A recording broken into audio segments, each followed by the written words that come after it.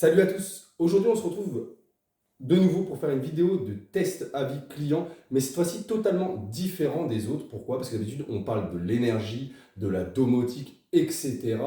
Et vu que j'ai des vidéos en attente, d'ailleurs celle de Max de Positive Sun concernant le routeur Arson compatible batterie, j'attends qu'il me donne son aval pour savoir si la vidéo lui plaît.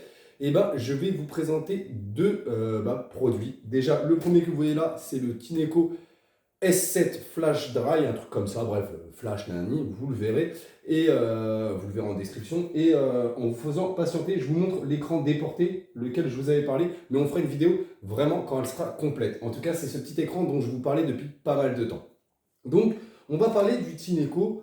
Pourquoi? Parce que je trouve que c'est un produit qui est relativement génial. Il y a des aspects un petit peu négatifs. Déjà, on va parler du tarif, qui pour moi est exorbitant, mais en soi, sinon, franchement, c'est parfait. Pourquoi? De base, c'était un cadeau pour madame. Madame m'a envoyé chier au vu du tarif. Je vous le cache pas, j'ai tendance à lui acheter des cadeaux relativement chers. Et quand on voit que ce truc-là, je l'ai acheté 700 pétards, je me suis fait envoyer bouler. Elle ne veut pas l'utiliser. Et bah, en fait, le cadeau, c'est que maintenant, je lave le sol, ce que je ne faisais jamais. Je ne suis pas macho ou etc. Mais bon, je suis comme ça, moi je travaille, etc. Je travaille énormément en étant à mon compte. Donc je n'ai pas le temps de passer l'aspirateur ni de laver le sol. Et aujourd'hui, je le fais avec plaisir grâce à ce petit machin.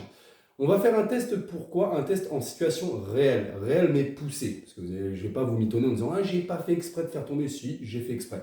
Mais aujourd'hui, j'ai reçu également mon vivarium pour mon escargot géant. Donc j'ai tout transvidé et je me suis amusé, et heureusement que madame n'est pas là et qu'elle est chez ses parents, parce que je me suis amusé à jeter de la terre au sol pour voir si réellement ça marche bien, etc. En tout cas, en usage normal, je vous le confirme, c'est très très bien. Après, je pense pas qu'on jette de la terre tous les 2 jours chez soi, on piétine le sol avec des chaussures boueuses ou des bottes boueuses, c'est pas vrai, ou à moins qu'on soit un gros pouilleux, mais voilà. Après, il se peut qu'on fasse des saletés ou qu'on rentre avec ses chaussures, etc. Ça, chacun fait ce qu'il veut chez soi, mais de là à tout dégueulasser, comme je l'ai fait, je pense que ça doit être rare. Donc, je vous emmène directement dans la cuisine pour vous montrer l'étendue des dégâts et on va essayer ce petit machin pour voir s'il marche ou pas. Et après, on fera les aspects techniques et après notre avis final comme toujours. C'est parti. Donc comme vous pouvez le voir, l'étendue du dégât est ici. C'est l'œuvre de Jessie et j'ai fait exprès de jeter de la terre au sol pour voir si réellement ça ferait l'affaire ou non. Donc je vais l'allumer pour voir ce qu'il en est. Et déjà, là il est à 100%. Donc on va le laisser en mode auto et pas en mode max pour voir ce que ça donne. Après en max, je pense que ça devrait marcher, mais voilà. Et on va essayer tout ça. Bien évidemment, je ne vais pas aller directement dans le tas parce que c'est complètement bête de faire ça. Mais pour l'instant,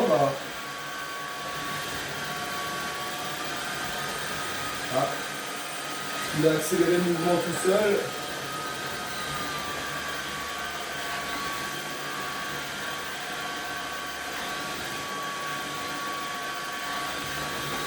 Et franchement, on peut dire que c'est pas mal.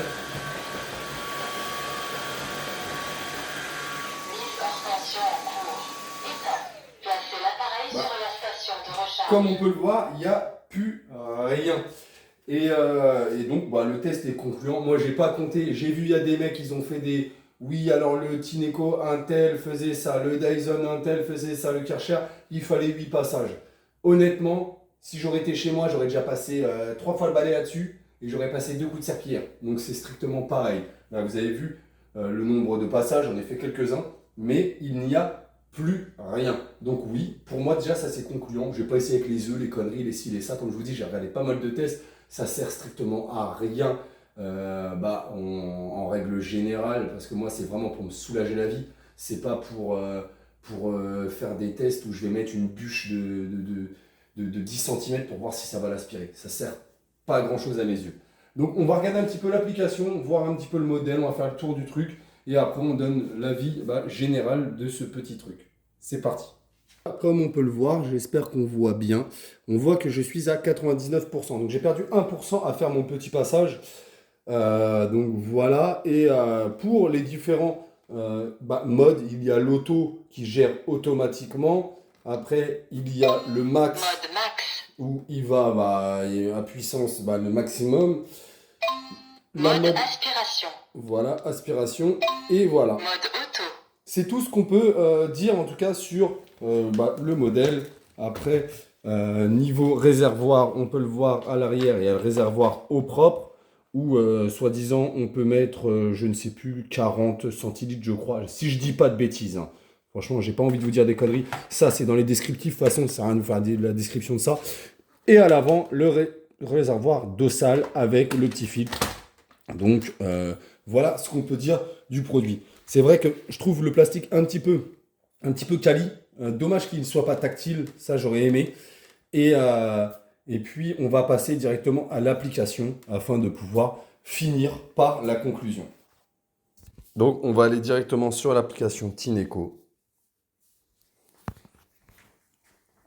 Il y a pas mal, il y a pas mal de paramètres. Il y a quelques paramètres à gérer. C'est pas le truc le plus poussé que je connaisse, mais ça reste correct. Hop, voilà. Donc on peut régler le volume en élevé, en moyen, etc. On peut mettre la lampe de la brosse, le nettoyage pareil parce que si les gens utilisent que de l'eau propre ou du détergent, je pense surtout au parquet ou des trucs comme ça pour moi, je crois qu'il faudrait pas mettre des produits un petit peu trop agressifs. Donc voilà, c'est tout ce on peut gérer en tout cas dans l'état de l'appareil. Après, il y a les paramètres un petit peu plus poussés, où là, on peut donner la puissance max, la pulvérisation. Là, vous avez bien vu que j'essaye de mettre un minimum parce que je lave régulièrement. La puissance, voilà, etc. Donc, c'est tout ce qu'on peut faire sur ce truc et les mises à jour, le nom de l'appareil. Mais rien de bien transcendant. Franchement, je m'attendais à avoir, au tarif où il est, je m'attendais à avoir vraiment des choses un peu plus poussées. Là, à l'heure actuelle, je reste un peu sur ma faim niveau application, au vu de ce que j'ai vu de certaines personnes. Donc voilà, on passe directement à la conclusion de ce petit modèle.